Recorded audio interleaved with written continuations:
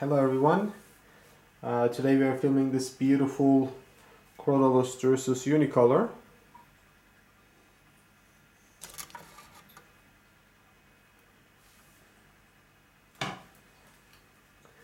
As you can see, she's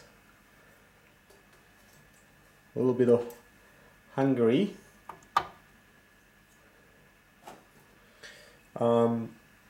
I'm filming her today because she's probably one of the snakes that I'm going to be selling. I am unfortunately downsizing my collection a little bit. I may add another snake or so, but I'm getting rid of all the non-venomous. The pythons are already sold, and from the venomous ones, it looks like this girl is going to go, even though she is a fan favorite and she is also one of my favorite species.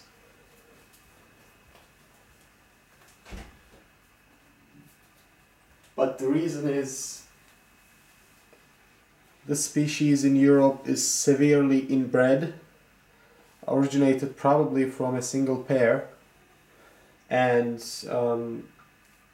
I really do not like to keep breeding snakes that are so inbred. It's obviously bad for the population here and not for the snakes. It ends up being resulting in multiple stillborn babies, etc.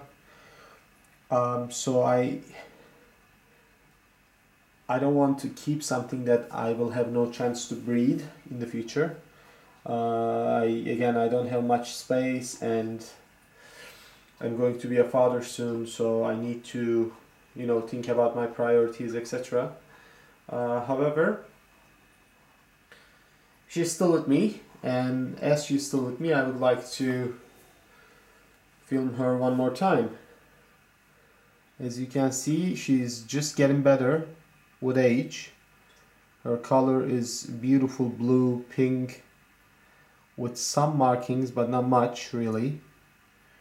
For those of you guys who don't know this species, this is a Crotalus unicolor, the Aruba Island rattlesnake. Comes from the Aruba Island, as the common name suggests, and in my personal opinion, they are the most beautiful rattlesnake species. Now, the mouse that I gave him has a little bit of fish oil on top. I occasionally like to give my snakes some fish oil for the benefits of the healthy fats, as they are being fed, somewhat of a single-minded, simplistic diet. This guy only eats mice, for example, and nothing else. There's no problem with it, but it's always good to introduce some more nutrition in other forms. But of course, the smell is probably a little freaking her out, and she's gonna taste the oil now because I have it on the head part of the mouse. I can also, get an injector and inject oil into the mouse. It's also a possibility, which I may try later on. But right now, we rub some oil to the head of the mouse and then feed the snake. Again, as you can see, she's a spectacular animal, completely beautiful, and quite healthy, even though the problems that I have explained to you about inbreeding. She's a very pretty snake. I have had some offers for her, but so far they don't satisfy my expectations, let's say. So she may go, she may stay, but we'll see. Okay, the moment I move a little bit, she tells me that she's here by rattling. And if you look at the size of those fangs and the venom that it comes with it, and the expense of antivenom, because Crowfab is probably the most expensive anti-venom out there produced in US. I'm just gonna move a little bit so we can see her feed.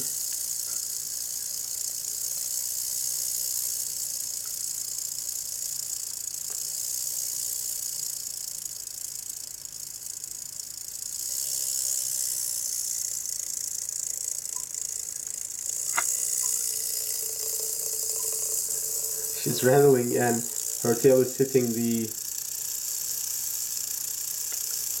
Let's do this and see if we can get a stable view by doing this. Alright. Her rattle is touching the wooden hut that she lives in, so sometimes we hear some thumping as well.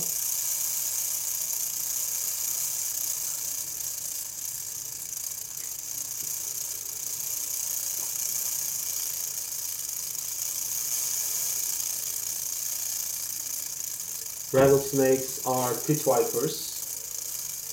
For those of you who do not know, they have heat sensing pits. You can see that right next to, right under his nostrils there, you can see the pit as well. Yeah, it's visible now.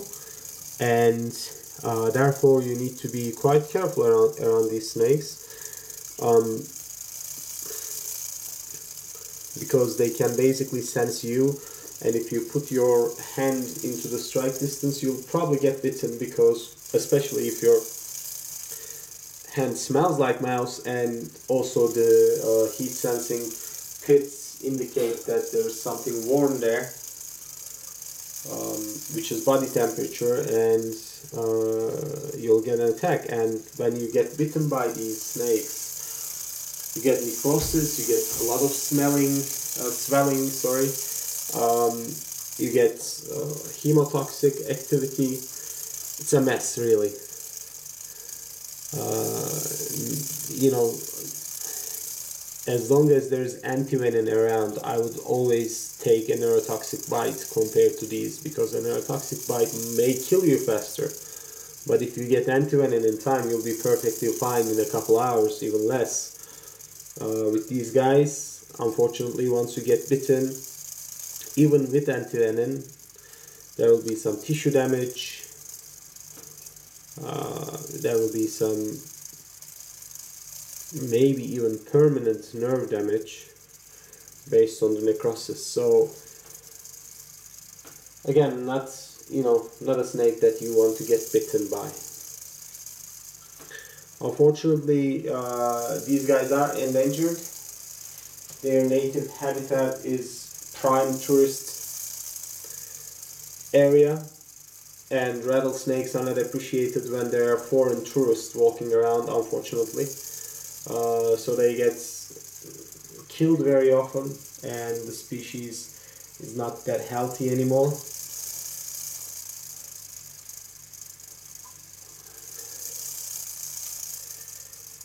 However, captive breeding programs are not, very well, at least in the private hobby. Not much healthy captive breeding is going on, as the bloodlines are all originating from the same snakes.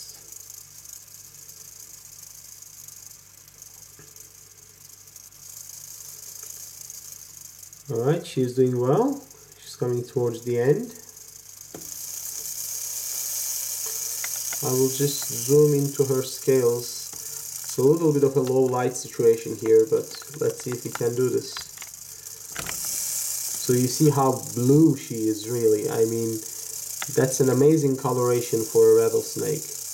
She has all these blues and pink hues and a very faint pattern that makes her, in my opinion, spectacular.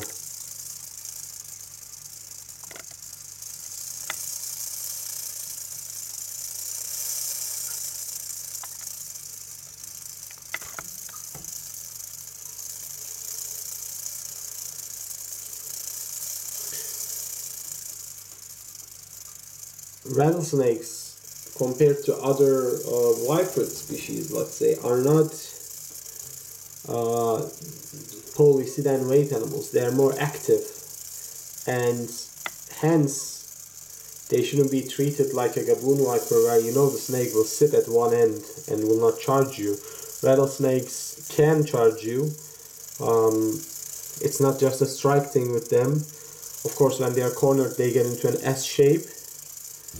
But otherwise, they're active snakes, so they should be treated that way. All right, she's almost done.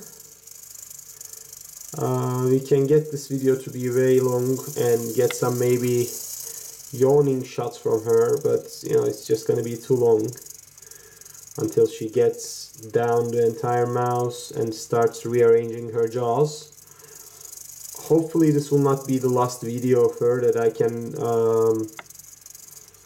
publish, but it may very well be, guys. So I hope you guys liked it, and I will talk to you next week with some more beautiful animals. Alright, take care.